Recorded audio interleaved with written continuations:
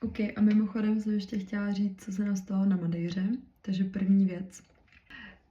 No, už se z toho usmívám, protože už je to za náma, ale první fuck up bylo vlastně to, že jsme si půjčili auto. Dopředu všechno jsme zaplatili jsme i pojištění, akorát jsme neměli kreditní kartu. Takže jsme si to půjčili na debetní kartu. A když jsme tam přijeli, už jsme byli na letišti, všechno jako probíhalo v pořádku.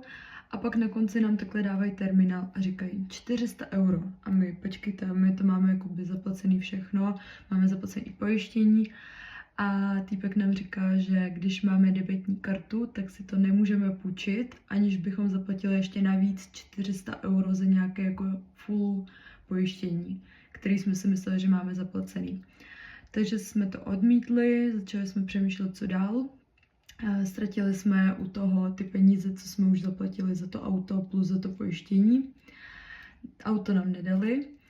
Jeli jsme pryč na hotel a další den jsme přemýšleli, co dál. Nakonec jsme si půjčili motorku. Byl to zážitek, protože jako na Madeiře s motorkou, jako jde to, ale musíte mít fakt zkušenosti.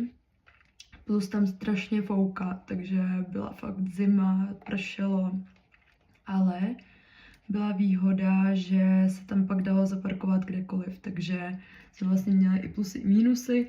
Mínusy byly, že jsme totálně zmrzli, plus byl tam ten, že jsme zaparkovali úplně všude. Prostě jsme hodili motorku a šli, takže to bylo super.